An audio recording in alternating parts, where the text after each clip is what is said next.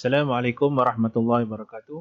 Video seterusnya adalah berkenaan dengan topik full wave power supply and filter ataupun dalam bahasa Melayunya ialah bekalan kuasa gelombang penuh dan juga penapis. Baik, dalam video ini saya akan berkongsi berkenaan dengan bekalan kuasa gelombang penuh dari segi operasinya, dari segi bentuk gelombang yang terhasil dan juga bagaimana filter sekiranya ditambah dalam litar bekalan kuasa gelombang, macam mana dia punya bentuk dan juga operasi. Baik. Ini adalah litar komponen untuk bekalan kuasa gelombang penuh yang mempunyai dua diode. Ini yang paling utama, maknanya dia ada voltan bekalan 240 dan dia akan menggunakan transformer langkah turun iaitu step down transformer daripada 240 kepada 12 volt. Walau bagaimanapun dia ada dua punca kuasa. Yang pertama adalah ada dua bekalan 0 ke 12 dan juga 0 ke 12. Maksudnya ini kitaran yang pertama untuk gelombang yang pertama, ini adalah untuk gelombang yang kedua. Baik, saya rumuskan macam ni. Ini adalah sekiranya voltan ini telah ditukar kepada 12 volt daripada 240. Dia pecah kepada yang pertama adalah gelombang merah dan juga hijau, merah dan juga biru, iaitu daripada merah, biru. Merah ini kita mulakan dengan positif. Sekitar kedua kita akan negatif, maksudnya positif, negatif, positif, negatif. Baik, untuk yang gelombang yang kedua daripada 0 ke 12 ini kita mulakan dengan negatif. 0, negatif 12, maksudnya negatif, positif, negatif. Maksudnya dia akan ada dua gelombang yang akan masuk dalam litar operasi litar bekalan gelombang penuh. Okay, itu yang paling utama. Baik. Apabila gelombang pertama, saya andaikan ini saya berikan nama sebagai gelombang yang pertama. Gelombang pertama ini kita akan menggunakan laluan atas, laluan merah dari sini dan akan menyebabkan masukan dari positif. Maksudnya yang merah ni dia akan membenarkan voltan arus melalui diode dan menyebabkan dia akan ada sumber ataupun dia akan gelombang dia akan ada nilai lah. Maksudnya ada positif dan juga positif. Walau bagaimanapun bila kita negatif, kita warna biru ini melaluinya, dia akan menyebabkan tidak ada voltan yang terhasil dan tidak ada gambar di dalam gelombang yang terhasil. Baik.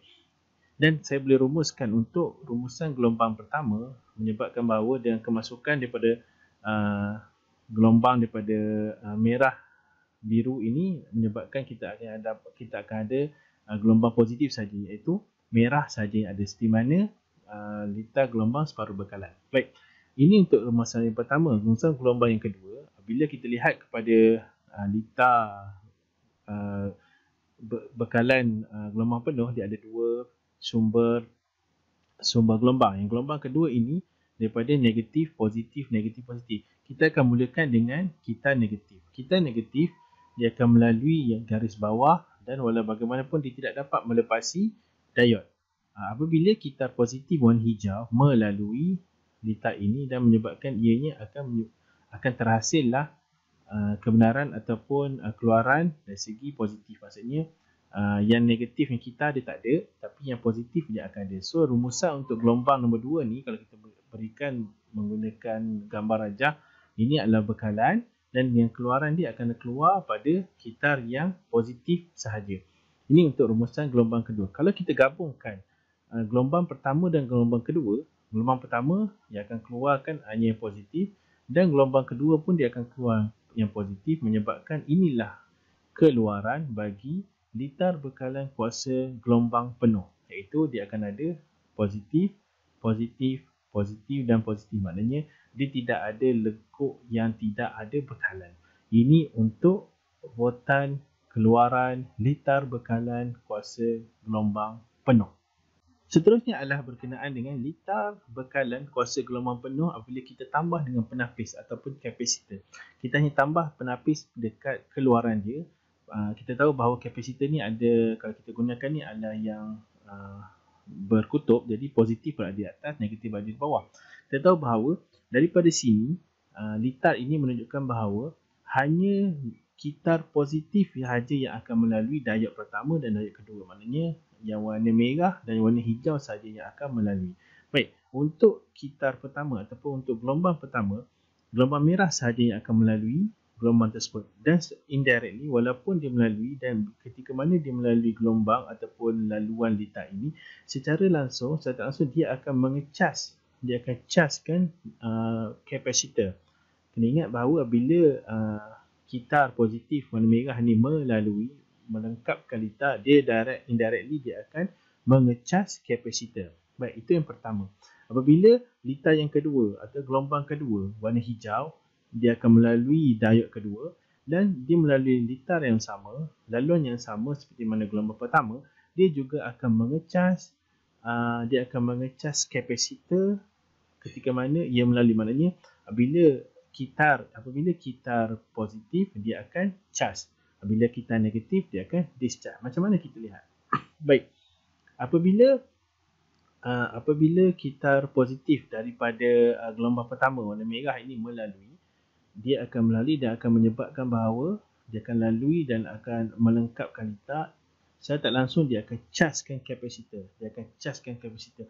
Sebelum dia bertukar, maknanya kat sini bila dia positif, dia ini negatif. Apabila ini nak bertukar ke positif, apabila pertukaran di antara positif gelombang 1 dengan positif kedua, dia ada sedikit sedikit jarak. Ini yang menyebabkan bahawa dia akan sempat untuk discharge. Kapasitor tu dia sempat discharge. Kerana apa?